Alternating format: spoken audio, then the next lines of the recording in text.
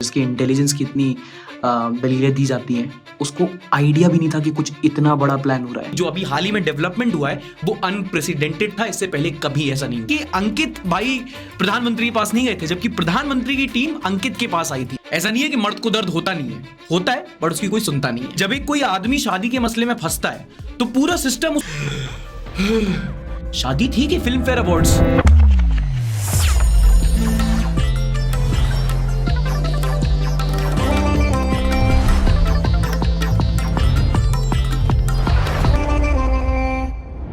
नमस्कार, आदाब and welcome. This is Sarthak and you are watching the Sunday show, वो show जहां हम करेंगे सारी न्यूज की बात थोड़े एंटरटेनमेंट के साथ। रणबीर कपूर, श्रद्धा कपूर, हुमा कुरैशी, हिना खान, कपिल शर्मा, आतिफ असलम, एली अब्राहम, भारती सिंह, राहत फतेह अली खान। सुनने में कोई नई कॉमेडी मूवी की स्टारकास्ट लगती है ना, बट ऐसा है नहीं। क्या बात कर रहे हैं? ये वो सारे सेलिब्रिटीज हैं जिन्हें हाल ही में महादेव बेटिंग ऐप केस में इन्फोर्समेंट डायरेक्टरेट यानी कि ईडी ने पूछताछ के लिए बुलाया हैगा। महादेव बेटिंग ऐप मतलब महादेव बेटिंग, क्या ही बोल रहे हैं, चलो आगे बढ़ते हैं। अरे बाबा टाइम बहुत खराब आ गया। टैक्स इवेजन, मनी लॉन्ड्रिंग, हवाला ट्रांजैक्शंस का ये केस है और सूत्रों की मूत्रों से माने तो लगभग 14 से 15 ऐसे सेलिब्रिटीज हैं जिनका नाम इस केस से कनेक्टेड है। But first things first, case क्या है? Good question. Mahadev betting app basically एक अम्ब्रेला ऐप था जहां ये सट्टा खिलाते थे हर चीज पर। इलेक्शन रिजल्ट से लेके आईपीएल बेटिंग से लेके मौसम की जानकारी तक हर चीज पर सट्टा खिला करता था।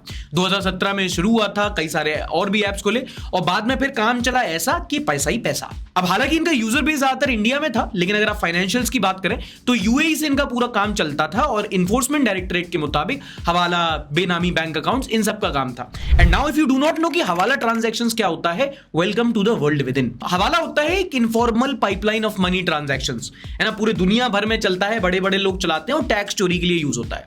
इसको ऐसे समझो, मान लो यूएई से इंडिया को किसी को पैसे भेजने, ठीक है, तो नॉर्मल तरीका ये होगा कि आपने वहां यूएई के बैंक अकाउंट में डाला, फिर बैंक अकाउंट से इनवर्ट रेमिटेंसेस यहां आए, इंडिया में किसी ने निकाला, दोनों जगह डिटेल्स अपनी नोट हुई, है, सरकार के नोटिस में आ गया, उस पर आपको टैक्स देना पड़ेगा, है ना, सारा काम एक नंबर लीगल।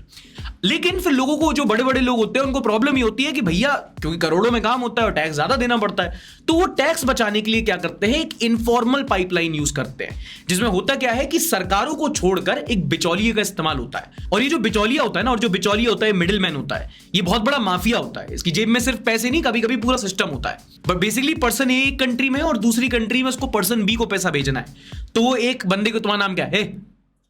हाँ, निरंजन। तो हमारे निरंजन भैया को पैसा देगा, निरंजन भैया है वहां के माफिया, तो निरंजन भैया को पूरा पैसा जाएगा। निरंजन भैया का एक आदमी है, वो इंडिया में भी बैठा है, 10 करोड़ निरंजन भैया के पास आए और निरंजन भैया ने कहा कि हमारे पास 10 करोड़ रिसीव हो गए, आप एक काम करो, इनके क्लाइंट को 10 करोड़ इंडिया में दे दो। तो दोनों क्लाइंट को क्या हुआ कि दोनों सरकारों को पैसा नहीं देना पड़ा और निरंजन भाई ने अपना कमीशन काट लिया उसी में। निरंजन भाई कितना कमीशन काटोगे? 5 करोड़। सकल लेकिन 5 करोड़ देखिए उसको, सिस्टम पार देंगे। खैर, coming back to the Mahadev betting app case और ये सारे सेलिब्रिटीज इस केस में कैसे फंसे। तो भाई ये जिसके जो प्रमोटर्स थे ऐप के, खूब सारा पैसा छाप रहे थे और इनके फाउंडर की शादी होती है। और ये तो हम सब जानते हैं कि भारतीय आदमी कितना भी रिस्क में हो, शादी में तो दिल खोल के पैसा खर्च करता है। तो एलिगेशन है कि करीब 200 करोड़ रुपए खर्च हुए, कई सारे सेलिब्रिटीज को बुलाया गया, उनसे परफॉर्म करवाया गया और सबको हवाला के थ्रू कैश में पैसा दिया गया। ईडी को इस बात का पता चला, उन्होंने भाई देखा कि ये कुछ चल रहा है। जब उन्होंने छापे मारना शुरू किया तो 400 करोड़ तो इंडिया से ही मिल गए। ऐसे ही पैसे मैं खर्च करता हूं, बस करोड़ साइलेंट होता है इसमें।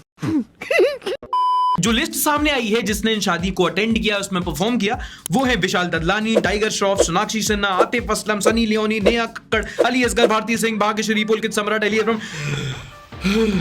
शादी थी कि फिल्म फेयर अवार्ड्स? अब देखो, ये फॉरेन कंट्रीज में ना ये कोई बड़ी बात नहीं है, कनाडा, मिडिल ईस्ट, यहां पर बड़ी बड़ी शादियां होती हैं और हमारे देश के सेलिब्रिटीज को बुलाते हैं। एसआर के सलमान, कटरीना, अरिजीत, जिनके साथ अब सेल्फी के लिए मरते हो, अमीरों की शादी में परफॉर्म करते हैं स्टेज पे। मतलब कि पैसा फेक, पैसा फेक, तमाशा देख है, कोई सपोर्ट ही नहीं है ऑडियंस से, बस बैठे हैं देखने के लिए। तुमसे ना हो पाएगा। बट इस केस में क्या हुआ, ईडी के मुताबिक यहां सेकंड चैनल से काम हुआ। जो पैसे दिए गए वो हवाला के थ्रू इनफॉर्मली दिए गए, टैक्स बचाने की कोशिश हुई। और जब बॉलीवुड वाले ऐसा काम करते हैं तो ईडी ऑफिस इनकी कैंटीन बन जाती है। चाय नाश्ता तो इनका वही होता है, ड्रेस कोड भी है, पता है, सफेद सलवार कमीज। अगली न्यूज है स्पोर्ट्स को लेकर। इंडियन क्रिकेटर शिखर धवन इस हफ्ते जीत कर हेडलाइंस में रहे, बट ये जीत इनकी मैदान में नहीं बल्कि कोर्ट में हुई। दिल्ली कोर्ट ने शिखर धवन को उनकी वाइफ आयशा मुखर्जी से डिवोर्स दिलवा दिया on the grounds of mental cruelty. अब देखो जो हुआ वो उनकी पर्सनल लाइफ है and usually we are not entitled to comment, but इनके केस की जो डिटेल है ना वो समाज के बारे में बड़ी इंटरेस्टिंग इंसाइट देती है कि जब एक कोई आदमी शादी के मसले में फंसता है तो पूरा सिस्टम उसको गन्ने की तरह ट्रीट करता है, एक बार, दो बार, तीन बार, तब तक पीसता है जब तक उसका जूस ना निकल जाए। आपको एक बेसिक टाइमलाइन बता दूं, 2012 में शिखर धवन ने आयशा मुखर्जी से शादी की थी। आयशा ऑस्ट्रेलियन सिटीजन थी, इनकी पहले से एक शादी हो चुकी थी, उससे इनकी 2 बेटियां भी थी। बाद में शिखर के साथ भी इनका एक बच्चा हुआ, जोरावर। आपने कई बार टीवी स्क्रीन में, स्टेडियम्स में उसको देखा होगा। 10 साल तक इनकी शादी बड़ी बुरी तरीके से चली और किसी को कुछ समझ में नहीं आया क्योंकि शिखर धवन ने कभी आके सामने मीडिया में कुछ कहा नहीं। बट टर्न्स आउट कि शिखर को इस पूरे टाइम में पति कम एटीएम मशीन की तरह ट्रीट किया गया। हੱਸਦੇ ਚਿਹਰਿਆਂ ਦਾ ਮਤਲਬ ਇਹ ਨਹੀਂ ਹੁੰਦਾ ਕਿ ਉਹਨਾਂ ਨੂੰ ਕੋਈ ਤਕਲੀਫ नहीं होती। आयशा ने कहा था कि वो शादी के बाद इंडिया मूव करेंगी, उन्होंने नहीं किया। शिखर नहीं कर सकते थे बिकॉज ऑब्वियसली नेशनल कमिटमेंट्स। बाद में पता चला कि इनकी कुछ प्रॉपर्टीज उन्होंने ऑस्ट्रेलिया में अपने नाम पे खरीद रखी हैं।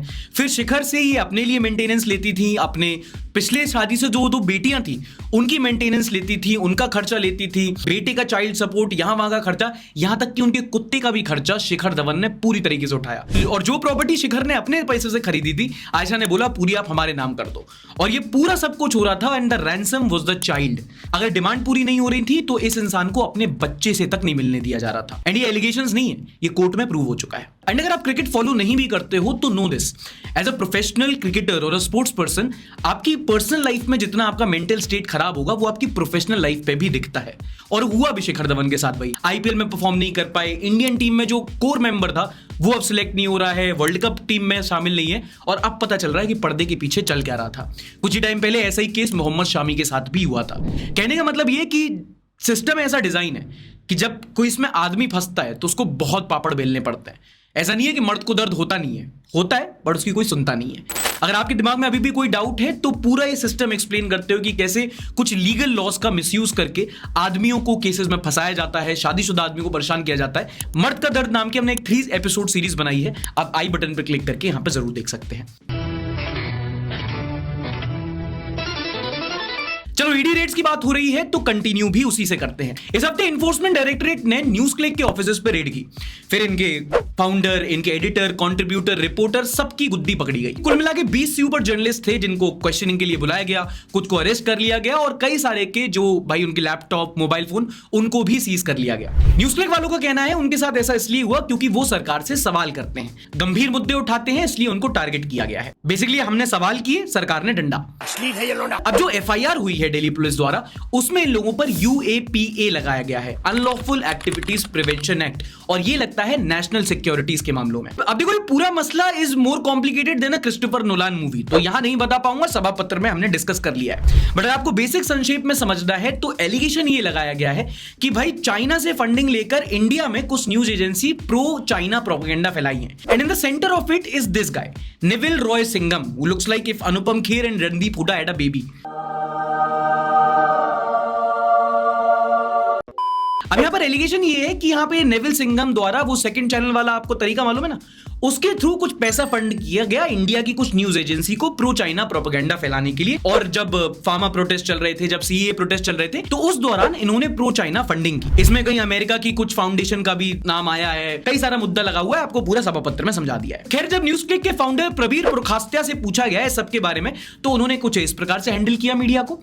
मोदी जी भगवान का अवतार है, मोदी जी भगवान का अवतार है। सर यही तो वो चाह रहे थे आपसे सुनना, पहले बोल देते। अच्छा मैं जेन्युइनली जानना चाहता हूं कि इसमें आपका क्या ओपिनियन है ना, एज कॉमन पब्लिक आपको क्या लगता है कि जो रेड्स वगैरह हो रही हैं ये सरकार का अपना एजेंडा है या फिर ये यहां पर सही में कोई प्रो चाइनीज कोई एजेंडा है, कोई इंटरनेशनल साजिश है जो पेडल की जा रही है?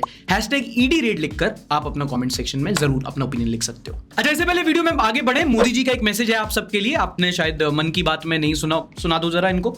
मेरा ये चैनल सब्सक्राइब करें और मेरे हर अपडेट आपको मिले इसके लिए बेल आइकन जरूर दबाइएगा।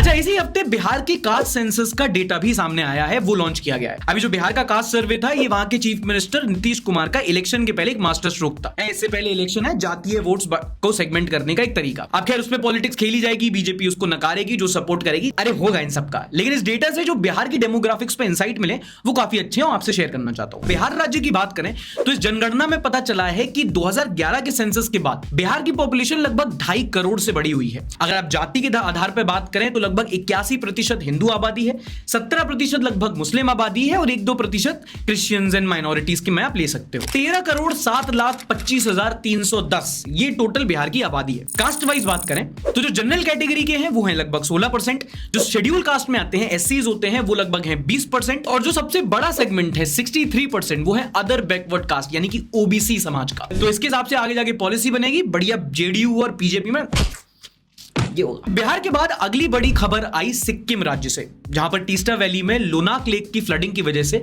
वहां पर जान माल का भारी नुकसान हुआ। लगभग 20 से ज्यादा लोगों की मौत हो चुकी है, 100 से ज्यादा लोग लापता हैं ऑफिशियली। इससे पहले आपको बताऊं कि हुआ क्यों और कैसे हुआ, आपको एक बार ज्योग्राफिकल लोकेशन समझना बहुत जरूरी है। तो ये जो लोनाक लेक है, ये जो हिमालयन रीजन है उसके बिल्कुल ये टिप पर पड़ता है, नीचे वाली साइड, और ये पड़ता है जहां पर ग्लेशियर ज्यादा होते हैं वहां पर। तो ये ग्लेशियर मेल्टिंग की वजह से लोनाक लेक बना हुआ है। अब ये जो फिनोमिनन हुआ है ये हुआ है GLOF की वजह से, ग्लेशियर लेक आउटबर्स्ट फ्लडिंग। होता क्या है कि जब दो बड़े बड़े माउंटेन्स होते हैं ना, उनके बीच में जब ग्लेशियर लेयर पिघलती है और बर्फ पिघलती है, उससे एक छोटा सा पानी की वाटर बॉडी बनती है ना। और जब भी वहां पर कोई बादल फटता है या फिर बारिश का ज्यादा रिसाव हो जाता है तो ये जो लेक होता है ये आउटफ्लो करता है, और इसकी वजह से वहां पर आते हैं फ्लैश फ्लड्स। और फ्लैश फ्लड्स जब एक पहाड़ी रीजन में आते हैं तो 2013 की उत्तराखंड त्रासदी से आप समझ चुके होंगे कि वहां पर सब कुछ ले डूबते हैं, जान माल का भारी नुकसान होता है, जो कि यहां पर भी हुआ। इसके और भी कई रीजन बताए जा रहे हैं कि नेपाल में भाई अभी अर्थक्वेक आई थी, वो भी इसको ट्रिगर कर सकती है, और ग्लोबल वार्मिंग भी इसका एक बहुत बड़ा रीजन बताया जा रहा है कि जो ग्लेशियर्स हैं जिनमें जो बर्फ है वो बहुत तेजी से पिघल रही है, जिससे जो अपर हिमालयन रीजन के जो वाटर बॉडीज हैं वो और भी अब ऐसे कैटास्ट्रोफी का शिकार हो रहे हैं। फिलहाल एनडीआरएफ की टीम ने मोर्चा संभाल लिया है, सिचुएशन को कंट्रोल किया जा रहा है, और ये एक हेल्पलाइन नंबर जारी किया गया है, आप संबंधित लोगों के साथ शेयर कर सकते हैं। चलो अब घर गृहस्थी वालों के लिए खुशखबरी, सिलेंडर पर सब्सिडी बढ़ा दी गई है। तो हमारे घर पे सिलेंडर को क्या होता है, हमारे सिलेंडर बोलते हैं, नहीं सिलेंडर। प्रधानमंत्री उज्ज्वला योजना ये एक स्कीम है सरकार की, जिसके तहत वो घरों में डोमेस्टिक एलपीजी सिलेंडर मुहैया कराते हैं। इसके लगभग 9.6 या फिर कह सकते हो 10 करोड़ बेनिफिशियरीज हैं देश में, और इनको एक सब्सिडी दी जाती है, यानी कि एक छूट दी जाती है, जो भी पिछले महीने तक 200 रुपए अभी बताई गई थी और अब 100 रुपए और बढ़ा दी गई है। इलेक्शन का टाइम आ रहा है ना, तो कुल मिला के अब 300 रुपए की सब्सिडी जो है वो आप ले सकते हैं। 300 रुपए आपके बचेंगे, और जो मतलब जिससे लगभग 2 बडवाइज, अच्छा सॉरी ये टारगेट ऑडियंस दूसरी है, सॉरी सर्दी आ रही है, 300 रुपए मैंने थर्मल वेयर ले लेना। अच्छा, अगर आप या आपके घर में कोई अल्ट्रा प्रोसेस्ड फूड का दीवाना है, मतलब कि पैक्ड फूड्स होते हैं ना, अपने कोल्ड ड्रिंक, चिप्स, बिस्कुट वगैरह वगैरह, अल्ट्रा प्रोसेस्ड फूड बेसिकली वो जो किचन में नहीं पाए जाते, दुकानों पे ज्यादा पाए जाते हैं, और आप वो ज्यादा खाते हैं, तो अगली न्यूज आपके लिए है। एक स्टडी हुई है जिसने अल्ट्रा प्रोसेस्ड फूड और इंसान की मेंटल हेल्थ के बीच में कोरिलेशन बताया है। यूएस की एक नॉन प्रॉफिट ऑर्गेनाइजेशन है सेपियंस लैब, जिन्होंने लगभग 3 लाख लोगों पर सर्वे किया, जिसमें से 30,000 इंडियंस भी शामिल थे। उन्होंने उनको स्टडी किया कि किस हिसाब से वो खा रहे हैं, और उन्होंने पता किया कि हमारी मेंटल हेल्थ और प्रोसेस्ड फूड कंजम्पशन में एक डायरेक्ट कोरिलेशन है। स्टडी में यह पाया कि वो लोग जो प्रोसेस्ड फूड ज्यादा खाते हैं उनकी मेंटल हेल्थ खराब होने के चांसेस 3 गुना बढ़ जाते हैं। एंड इंटरेस्टिंग बात यह है कि स्टडी के results across gender, age and nationality same ही रहे। मतलब दुनिया के किसी भी कोने में कोई भी इंसान हो, अगर वो प्रोसेस्ड फूड ज्यादा कंज्यूम कर रहा है तो उसके मेंटल हेल्थ खराब होने के चांसेस, डिप्रेशन होने के चांसेस भी बढ़ रहे हैं। अच्छा, नाउ इंटरेस्टिंगली अगर आप ध्यान से पढ़ोगे तो स्टडी में यह तो बताया गया कि मेंटल हेल्थ खराब होना और प्रोसेस्ड फूड का एक डायरेक्ट कोरिलेशन है, लेकिन ये नहीं बताया गया कि कितना कंज्यूम करने से, कि भाई आप दिन में एक बार खा रहे हैं, हफ्ते में एक बार खा रहे हैं, महीने के रेगुलर कंज्यूमर, एक बहुत ही कैजुअल रिलेशन है। ये टर्म तो पता है ना तुम्हें। अब देखो, इसमें पर्सनली मुझे ये लगता है कि खाना सब चाहिए, बट थोड़ा सा लिमिटेड क्वांटिटी में। आजकल के टाइम पे प्रैक्टिकल नहीं हो पाता कि आप प्रोसेस फूड बिल्कुल ना खा पाओ, खासकर जब आज हर घर में कुछ ना कुछ ऐसा है, कोई लोग बाहर भी रहते हैं, तो प्रोसेस फूड को पूरी तरह अवॉइड करना मुश्किल हो जाता है। बट हाँ, अपनी हेल्थ को भी कंसिडर करना चाहिए। बेसिकली ये कहना चाह रहा हूं कि एक पैर रखो अपना हेल्थ पर, एक पैर रखो प्रैक्टिकलिटी पर, और बीच में अच्छा, ऑन अ लाइटर नोट, आप हफ्ते में कितने बार प्रोसेस्ड फूड खाते हो और कौन सा खाते हो? बिस्कुट, चिप्स, लेज, कोल्ड ड्रिंक, जो भी है कमेंट सेक्शन में जरूर बताना एक बार। अगली खबर है वेपिंग को लेकर। वेपिंग एक ऐसा ट्रेंड है जो हाल ही में बड़ा लाइमलाइट में आया है, तो दिल्ली के लौंडे प्लीज नोट। हेल्थ मिनिस्ट्री ने क्लैरिफाई किया है कि पोजेशन ऑफ ई सिगरेट्स और vape is also a violation of the law. Basically India में ना इसके लिए एक लॉ है, PECA, prohibition of electronic cigarette act. इसको पाकिस्तान से कंफ्यूज मत कर देना, वहां पे अलग चलता है, वहां पर protection of electronic crime act होता है। अभी जो पीका एक्ट था इसमें ई सिगरेट्स का प्रोडक्शन, सेल्स, डिस्ट्रीब्यूशन, एडवर्टाइजमेंट पर बैन था। तो लोगों ने इसमें एक लूपहोल ढूंढ लिया, उन्होंने कहा भाई हम तो ना प्रोड्यूस कर रहे हैं ना एडवर्टाइजमेंट कर रहे हैं, हम तो बस फूक रहे हैं। बहुत तेज हो रहा है। तो फिर हेल्थ मिनिस्ट्री को आगे क्लैरिफाई करना पड़ा कि नहीं भैया, अगर आपके पास पाया भी जाता है तो भी ये वायलेशन ऑफ द लॉ है। तो थोड़ा देख के अपना फ्लेवर चूज किया करो। ओके, डिस्क्लेमर अलर्ट, अगली न्यूज है इजराइल से रिलेटेड। तो देखना है तो थोड़ी मेंटल टफनेस के साथ देखना, अगर नहीं देख सकते तो कोई बात नहीं, अपनी मेंटल हेल्थ का ख्याल रखो और इस टाइम स्टैम्प तक स्किप कर सकते हो। एक जर्नलिस्ट है माइकल स्टीफन्स, ये फॉरेन पॉलिसी रिसर्च इंस्टीट्यूट में काम करते हैं और ये 20 साल से इजराइल और पैलेस्टीन का इशू कवर कर रहे हैं। उन्होंने एक ट्वीट किया, बोला कि I have worked on Israel Palestine conflict for nearly 20 years and honestly I have no clue on what's going on, what this means or where this heads. Literally anything is possible. और ये इन्होंने इसलिए बोला क्योंकि जो अभी हाल ही में development हुआ है वो अनप्रेसिडेंटेड था, इससे पहले कभी ऐसा नहीं हुआ है। इससे पहले अगली न्यूज सुनाऊं, इजराइल पैलेस्टीन का मसला आपको जानना जरूरी है। बेसिकली अगर एक लाइन में बताऊं तो it's two countries fighting for the same piece of land. Detail में जानना हो तो कोई वॉक्स की वीडियो देख लेना। Now Israel has declared a state of war क्योंकि 7 तारीख की सुबह हमास, जो एक टेररिस्ट आउटफिट है, गाजा स्ट्रिप से ऑपरेट करता है, उन्होंने 5000 से ज्यादा मिसाइल्स फायर की हैं इजराइल की सिविलियन ऑक्यूपेशंस पर। Abduction, missiles, mutilation of bodies, murder, mass crimes हुए हैं, अनडिफाइनेबल है, मैं पिक्चर्स नहीं दिखा सकता आपको। एक लाइन में बोलूं तो आतंकवाद। Now first things first, obviously Israel के बिहाफ पे एक बड़ा इंटेलिजेंस फेलियर है। इतना ज्यादा देखने के बाद उन्होंने अब state of war he declare कर दिया, आगे जाके सिचुएशन एक्सक्लेट ही होगी। डिप्लोमेटिकली अगर आप बात करो तो दुनिया की ज्यादातर कंट्रीज ने इसको कंडेम किया है। प्राइम मिनिस्टर ने ट्वीट करके इसको सीधा एक टेररिस्ट एक्टिविटी ही बताया है। इस टाइम तक हालांकि 2 ऐसे देश हैं, सऊदी अरेबिया, कतार, जिन्होंने इजराइल को ही रिस्पॉन्सिबल बताया क्योंकि पैलेस्टीनियंस के खिलाफ एट्रोसिटीज की उन्होंने। सिचुएशन अभी भी डेवलपिंग है, वायलेंस अभी भी चालू है, जब आप देख रहे होगे वीडियो तब भी होगा। मैं बस इसमें इतना बता सकता हूं कि जब भी इजराइल पैलेस्टीन का मामला आता था तो 3 तरह के तर्क होते थे, 3 साइड्स ली जाती थी बेसिकली। एक होता था आई स्टैंड विद इजराइल, दूसरा होता था फ्री पैलेस्टीन एंड तीसरा था न्यूट्रल, जिनको ज्यादा पता तो नहीं था but let there be peace. अब इस अटैक के बाद क्या हुआ है कि जो न्यूट्रल साइड था ना वो खत्म हो चुका है। कई लोगों ने गुस्से में ट्वीट करके बोला कि you can't cry human rights and then bomb innocent civilians, which is true. कुछ लोगों का ये भी तर्क था कि भाई पैलेस्टीनियंस क्योंकि इजरायली ऑक्यूपेशन में सफर कर रहे थे तो वो उनका एक रिटेलिएशन था। एंड ठीक है, एंड एज इंडियंस जो दूसरे देशों के मसले पे डिस्कस कर रहे हैं, मेरा यही मानना है कि भाई आपका अपना ओपिनियन है, हमारा अपना ओपिनियन है, रखना है, बात करनी है, डिबेट करना है, बट आपस में नहीं लड़ना है। एंड इसमें आपका स्टैंड होगा कि what about Palestine occupation, what about this, what about that, फलाना ढिमकाना। बट डेड वुमेन सोल्जर्स को स्ट्रिप करना, रेप, अबडक्शन, एम्बुलेंसेस पे बॉम्बिंग करना, ये एक वॉर क्राइम है। ये आर्ग्यूमेंट तो फिर 9/11 पे भी दिया जा सकता है कि उसके पहले अफगानिस्तान में जो यूएस फोर्सेस ने किया उसका क्या, व्हाट अबाउट दैट। व्हाट अबाउटरी का कोई सोल्यूशन नहीं है, कितना भी जस्टिफाई कर लो, ये है तो terrorism. Okay, so it's around 11 o'clock in the night और अभी की अपडेट ये है कि इजराइल ने भी अपना रिटेलिएशन चालू कर दिया है। They have cut off the electricity from Gaza strip, बिजली नहीं देंगे अब वो, और it's a full state of war. और अपने अपने सबके आर्ग्यूमेंट्स ट्विटर पे आ रहे हैं, बट एक चीज़ जो है और कोई डिनाई नहीं कर सकता इस बात पे कि कितना बड़ा एक इंटेलिजेंस फेलियर था। बेसिकली होगा क्या कि अब हज़ारों लोगों की जान जाएगी, दोनों साइड से वॉर होगा, पेट्रोल प्राइसेस ऊपर जाएंगे, इन्फ्लेशन बढ़ेगा, ट्रेड रूट्स अफेक्ट होंगे और ये it will be a sad chapter in history. इस डेवलपमेंट पर आपका क्या ओपिनियन है, आप #इजराइल लिखकर नीचे कमेंट सेक्शन में लिख सकते हो। बट हाँ, गाली मत देना, डेरोगेटरी मत रखना, एक हेल्दी डिस्कशन रखना, वरना कोई फायदा नहीं। उससे अच्छा तो भी ट्विटर पे जाके गाली देके ट्वीट ही कर सकते हो। आज का वो सेगमेंट जहां न्यूज के साथ साथ हंसी भी बराबर डोज में सर्व होती है, in the next segment called nonsense news. एक वीडियो बड़ी वायरल हुई सोशल मीडिया पर, जहां पर एक ऑनलाइन कोचिंग इंस्टीट्यूट फिजिक्स वाला की क्लास चल रही थी, जहां टीचर पढ़ा रहे हैं और अचानक से एक बच्चा बीच में से उठ के आता है, टीचर के पास जाता है और कनपटी लाल कर देता है। कहा किए कूट दिए एसपी ऑफिस में। बाद में कमेंट सेक्शन में सबने अपने अपने तर्क दिए। कुछ बोल रहा है कि भाई टीचर कुछ बदसलूकी से पढ़ रहा था, कोई बोल रहा है कि भाई स्टूडेंट बदतमीजी कर रहा था। बट सच बात तो ये है कि टीचर जो था वो एल्विश यादव फैन नहीं था और उसने बिग बॉस की वोटिंग पे कुछ सवाल उठाए। इसी बात पे स्टूडेंट को आक्रोश आ गया और उसने फिर बोल दिया कुछ, क्योंकि एल्विश भाई के आगे नहीं बोल सकता क्या? एल्विश भाई। और ये ना दिल्ली के लौंडों में प्रॉब्लम है, ये छोटी छोटी बात पे हीट अप हो जाते हैं। जानता है मेरे को, मैं कौन हूं, रैपट मार के गुद्दी लाल कर दूंगा। टीचर से मारपीट कर रहे हो, अरे यूपी के लौंडों से कुछ सीखो। आगरा में भी 2 लौंडों की अपनी टीचर से भिड़ गई, चाहते तो वो भी मारपीट कर सकते थे, लेकिन उन्होंने उसके पैर में गोली मारी।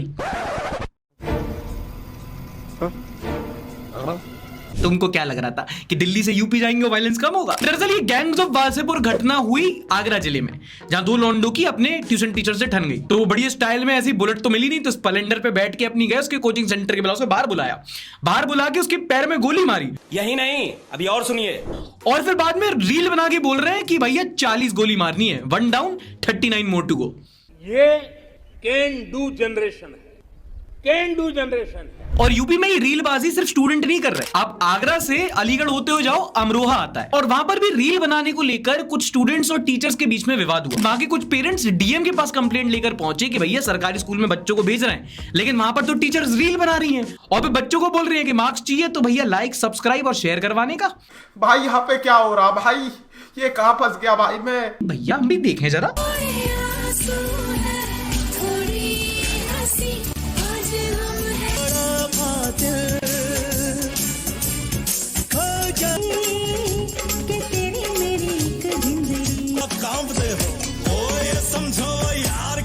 2023 के गाने, 1993 के डांस स्टेप्स।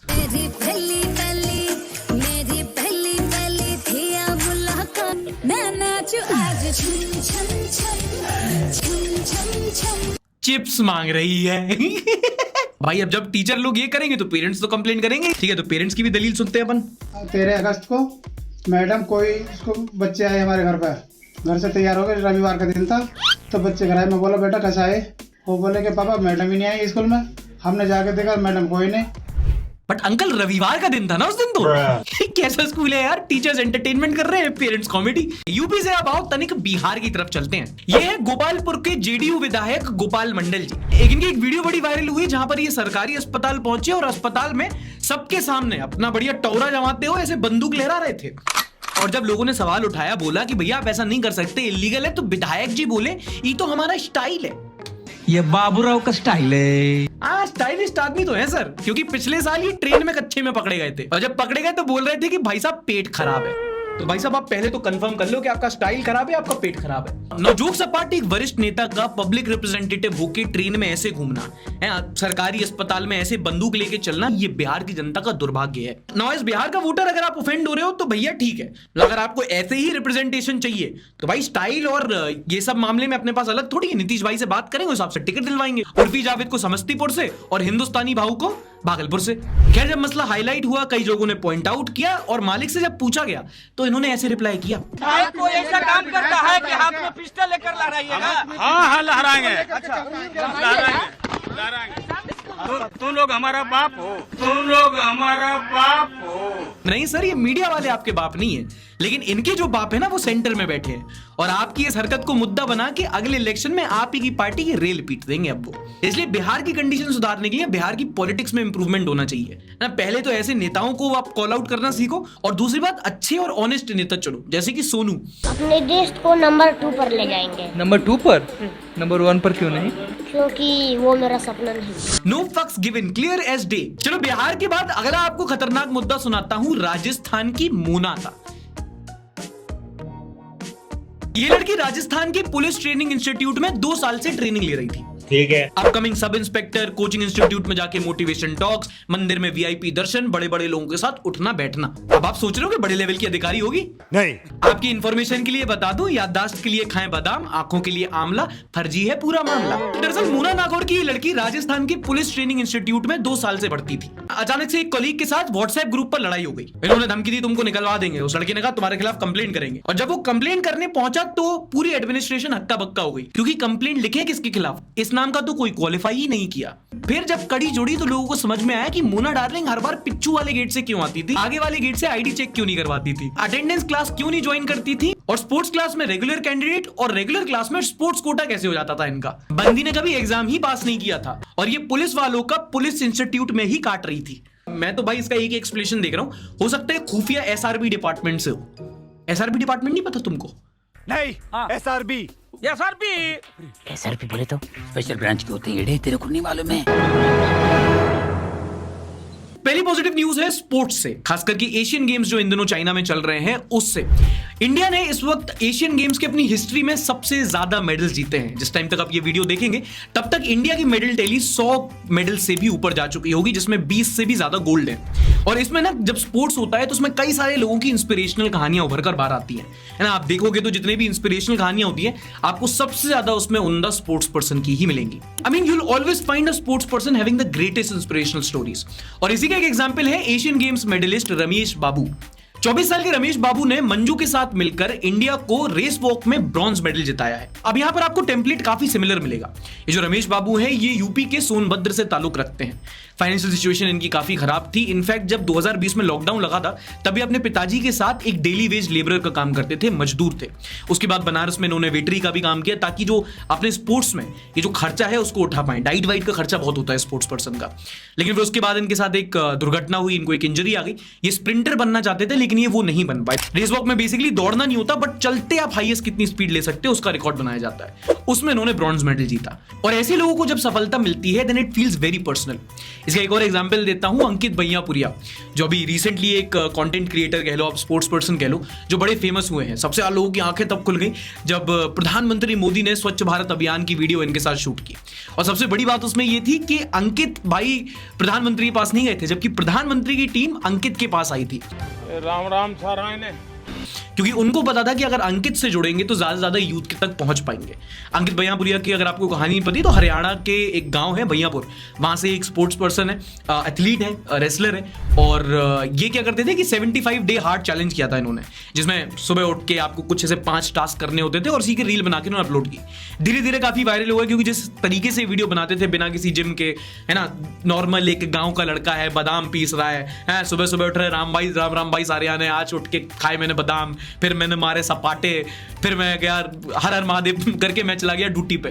तो ये लोग, इससे लोग बड़े कनेक्ट किए, है ना। और आज भी बंदा इतनी पॉपुलैरिटी लेने के बाद अभी भी बहुत हम्बल है। आप देख सकते हो कि प्रधानमंत्री को इंटरव्यू दिया, उसके बाद जाके स्टेशन पे जाके वर्कआउट कर रहा है कहीं पर। ये इन्फ्लुएंसर, इनको आपको फॉलो करना चाहिए, नॉट पीपल लाइक अदर्स और even like me.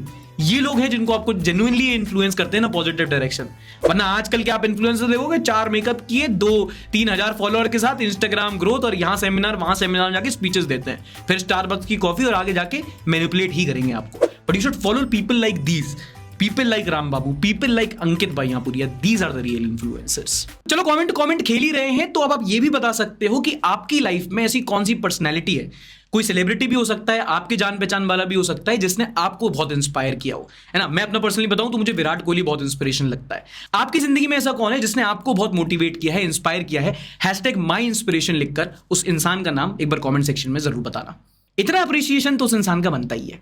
Asia cup के बाद अब वर्ल्ड कप स्टार्ट हो चुका है और इस वक्त बारिश जो है वो आसमान की नहीं बल्कि मीम्स की स्टार्ट हुई है। और जनाब क्या चल रहा है?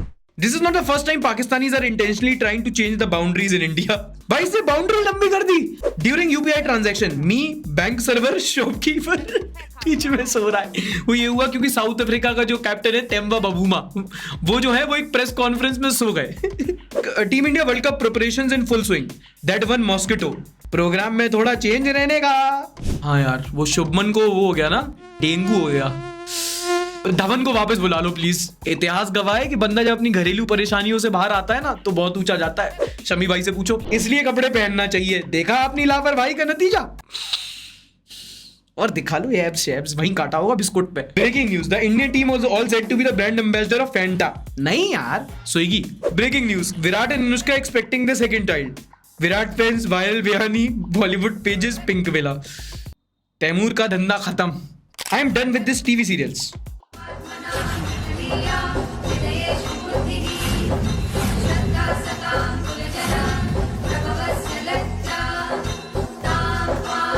ये तुमने सही में एडिट किया है? मीम था, ये वीडियो था पूरा, इंस्टाग्राम से लिया पूरा। तो ये सही में मोनालिसा की पूजा कर हो रहे बे।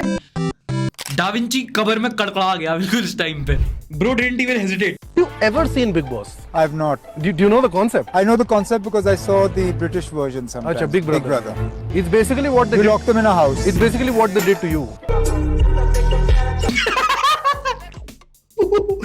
ओ भाई सुन, 19 रुपए का रिचार्ज कर दे। ओके, इस वाले नंबर पे ना।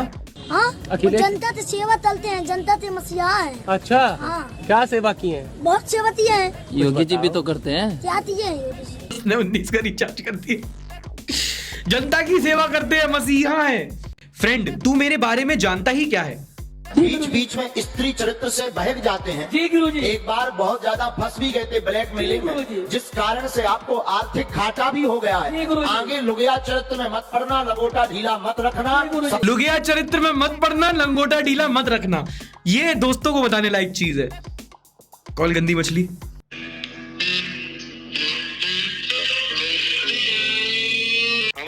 तुमको एक चीज बताना चाहते हैं, जल्दी बताओ। लुगिया चरित्र में मत पड़ना और लंगोटा ढीला मत रखना, वरना ब्लैकमेल के शिकार हो जाओगे। ठीक है, ओके। Thank you. आपने मेंशन किया कि आपको शतरंज खेलना पसंद है। जी सर। संयोग से मुझे भी शतरंज खेलना पसंद है। चलिए तो खेलना शुरू करते हैं। E4 sir elephant. E4 elephant. ऐसे लोग बनते हैं भाई, खतरों के खिलाड़ी। People asking for the 50th time how was your exam, frustrated me. फिर वही जवाब बोल रहा है, दे देंगे 2 मुक्का नाच के गिर जाओगे। भाई लालू यादव सबसे सैवेज पॉलिटिशियन था पूरी हिस्ट्री में। Me and my teammate after restarting match due to mic glitch. Hello hello hello, हाँ माता जी आवाज आ रही। हेलो, ये सब भी होता है क्या बाबा बागेश्वर धाम? फिर तो मैं जुड़ जाऊंगा। अगर इतना कंटेंट मिल रहा है तो मैं भी भक्त, फिर आज से हटाओ।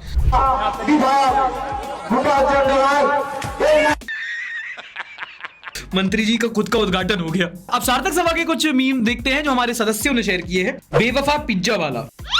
बेवफा पिज्जा वाला क्या ओरिगानो की जगह धोखा डाल के देते हो क्या? प्रेमी जोड़ों के लिए 70, प्यार में धोखा खाए लोगों के लिए 40। Slice of love. Thank you भाई, कोई तो सुन रहा हम लोग की। Once Arnab ran the hashtag China Get Out and his show was sponsored by Chinese company Vivo. This never gets old. Chinese company sponsor करके कह रहे हैं China get out. Clean roads campaign, लेकिन स्पॉन्सर कर रहे हैं पान मसाला।